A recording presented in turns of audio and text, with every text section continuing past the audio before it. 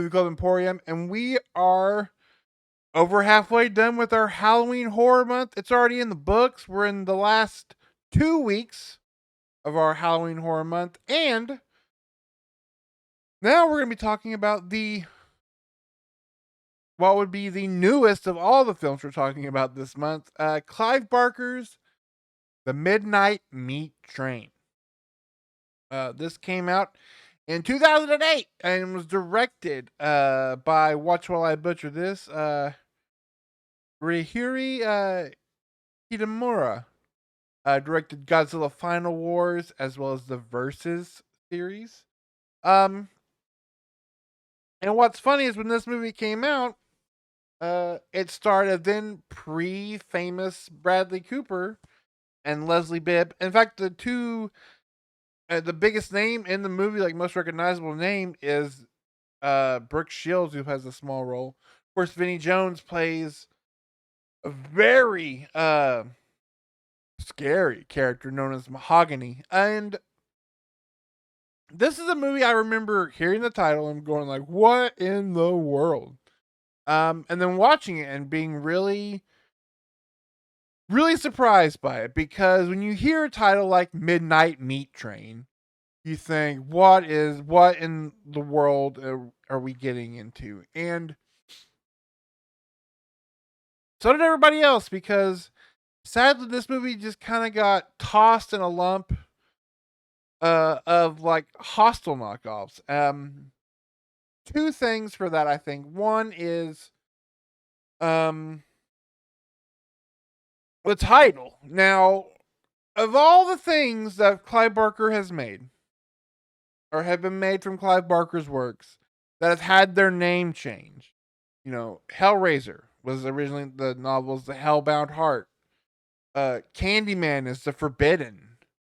The Nightbreed is Cabal. Um, Lord of Illusions, which was changed to it was the Last Illusion. And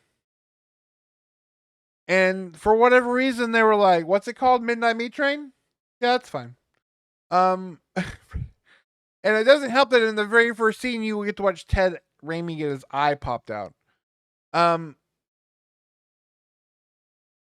Also, this movie suffers from a very, very early 2000s color palette, because it bounces between what I call the J horror remake monochrome.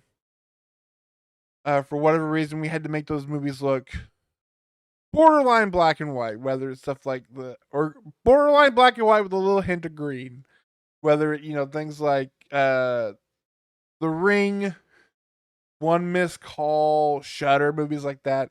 But then also bounces into the Saw era viscous urine yellow. Um,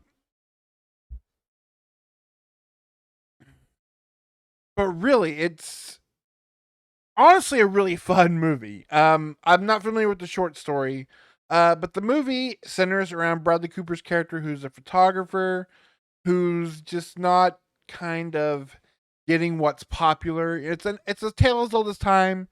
It's Nick and I talked about that Corman movie with Dick Miller, where he's like, your art kind of sucks. There's a great Tales from the Crypt episode called Easel Kill Ya. Nightcrawler. Um, where it's just like it's an artist of some kind, and your work's not really inspiring. So, but some horrific things start happening. You start photographing these horrific things. And people are like, yeah, this is great. Give me more of this. And so you kind of have to fall down this rabbit hole of like, do I like involve the police to stop this? Do I continue to kind of profit off of this? And in that way, the first half of this movie, really to me feels like plays like a very early Argento giallo, something like The Bird with the Crystal Plumage, where you have this guy trying to solve this mystery. There's somebody who is butchering people on like the last like subway train of the night.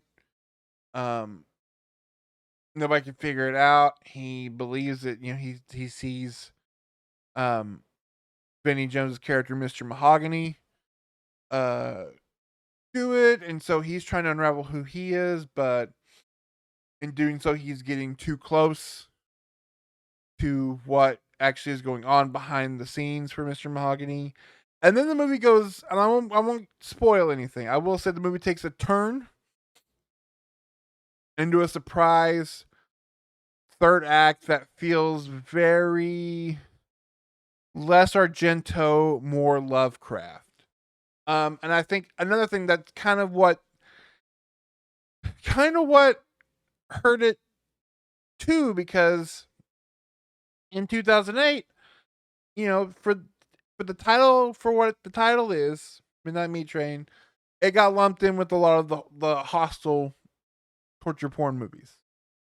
And then you watch it, and it's not that. And so it was kind of a king, a country without a king, or so, or a king without a country, whatever the saying is. And so it just kind of was lost, and it's really a shame because Bradley Cooper is fantastic in it. Vinnie Jones is always great to see him do things. He's great as this character. You really do get the tension of trying to uncover what is happening. Why isn't anybody seemingly doing anything about this horrific? Nobody seems to know anything about these horrific acts on a very public kind of, public transit. And then when the movie enters its third act reveal of what's going on, it goes for it. And totally leaves you just like, oh man, and really gives you like a really like boom of an ending. Again, no spoilers, because I think this movie should be rediscovered, especially in a time where we're kind of reappraising. A lot of people are, um, movies of the early to mid 2000s. Uh, the especially with like in like the physical media realm, these boutique labels, the Texas Chainsaw remake and remake prequel. People are like, all of a sudden they're talking about how great they are, and we're revisiting franchises and things like that from the early 2000s.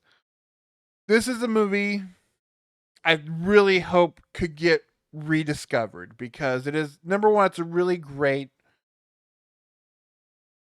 horror mystery, with a lot of surprising elements that you don't see coming. It's filmed great. It just that color palette, but it's the 2000s, so going into it, you expect that from an early 2000s movie.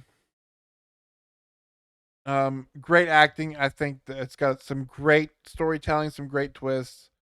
Uh, and in a movie called The Midnight Meat Train, it does not hold back on the red stuff. So, again, keeping this one short and sweet, because I want as little spoilers if you have not seen this movie as possible. But you should totally check this movie out. Don't be afraid of this of the maybe don't watch it with your mom. Don't be like, hey babe, your parents are coming over. Cool. You mind if I like pick up a DiGiorno and we all sit around and watch the Midnight Meat Train? Number one, uh, whatever the movie is in horror, that title to your significant other does not scream horror movie, so don't call it that. Um, but I really think you should reevaluate it, rediscover it if you haven't seen it. It's a lot. It's a really good underrated 2000s horror film that should get more love. So if you can find it, that's the other thing too. I'm not sure if it's streaming anywhere. So if you can find it, check it out. Next week, though, we're going to be talking about a movie that, again, is we're going back a little bit into our 90s uh, Clive Barker adaptation. His last directorial effort, his final directorial film directing credit. And a movie that was an absolute staple of my formative video store years. Uh, it is Lord of Illusions. And it's also the first VHS I remember renting and being like, "Ooh, the unrated edition. What does that mean?" So join me next week as we wrap up Halloween Horror Month, talking about Clive Barker, and we're gonna finish strong, I think, with Lord of Illusions. And then, of course, next month is Neo Noir November, and I have, guys and gals, listen up. If you are ready to talk about some freaking amazing nuggets of neo noir and like